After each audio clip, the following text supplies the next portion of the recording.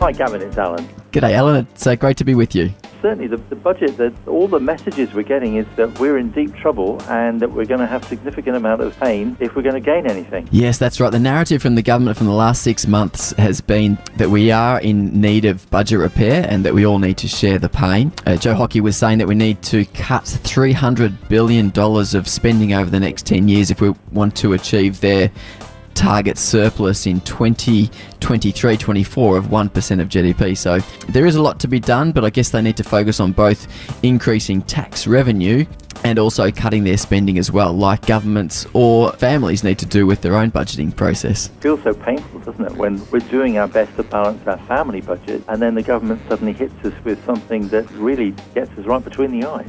Yeah, exactly. So the debt levy that they're talking about to help get the government out of debt could mean that someone on $80,000 pays an extra $800 a year in tax. So we need to start thinking about that as we're planning for our finances in the new financial year. Yeah, it's a very challenging one. Let's talk about a bit about some of the things that they've talked about.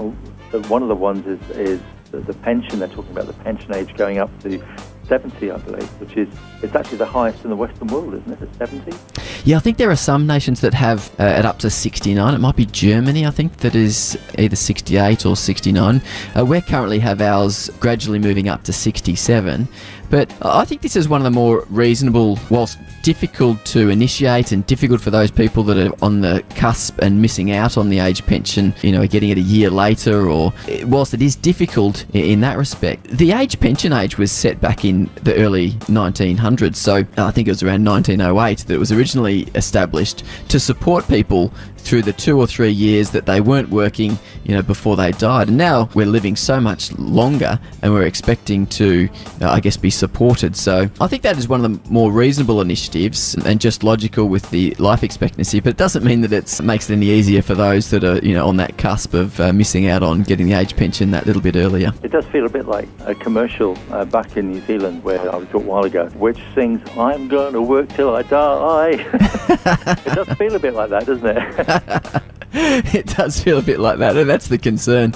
Although, it's a really interesting thing because a lot of the clients that I see who are still working, and generally it's like part-time, they might be over the age pension age, they're working part-time, they're spending time with the grandkids or family, mixing it with a bit of travel.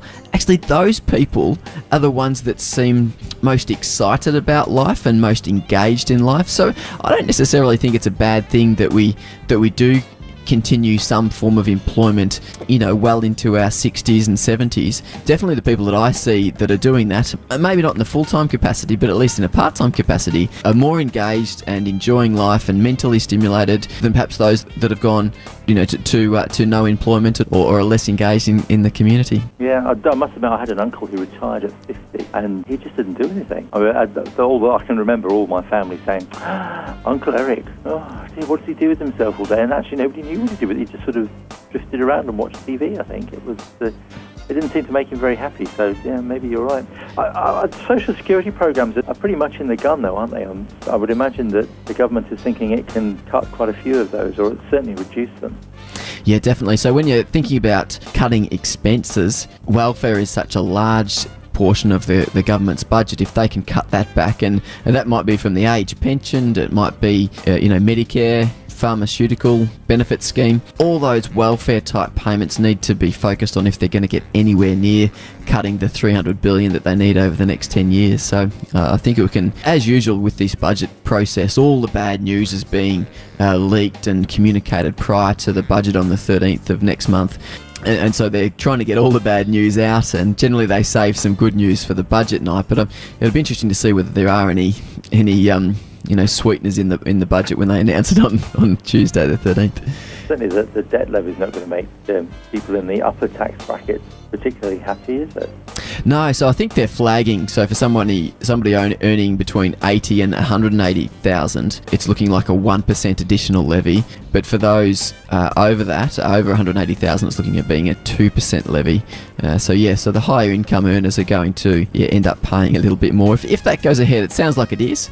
Only saying that it's for a 4-year period to help get the budget back under control. But it'll be interesting to see how it all pans out and what is actually announced on budget night. One of Tony Abbott's pet schemes was pay per parental leave, which it's a norm in many European countries, isn't it? Many European countries have what feels like years of paid parental leave, but he's having to scale back his plan.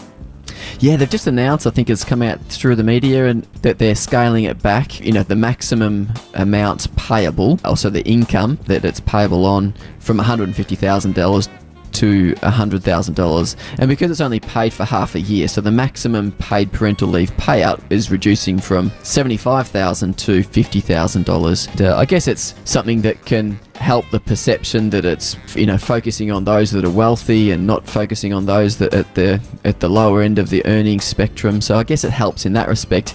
What it doesn't do is create a lot of extra savings, because there's only about 2% of women earning more than $100,000 that are of age pension age. So it's not going to create a lot of savings, but I guess it does help the perception that it's really supporting those people that don't need that same level of support. I've heard people arguing that it is a sign of a civilised society that we look after our pregnant mums. Yes, I think it is. The thing that it doesn't do, though, and I've read a few articles about it, is that it doesn't help those that are stay-at-home mums. So if you're looking at a third child or fourth child, or even a second child, really, often they may not have returned to the workforce, and then therefore paid parental leave is not available to them. So that's one big gap that it really is. Doesn't assist those that are stay-at-home mums. I should mention that the phone lines are open. If you have a comment at home that you would like to make, if you've got a question that you'd like to ask Gavin, or if you have maybe something that you feel that we're talking about that you can contribute to the conversation,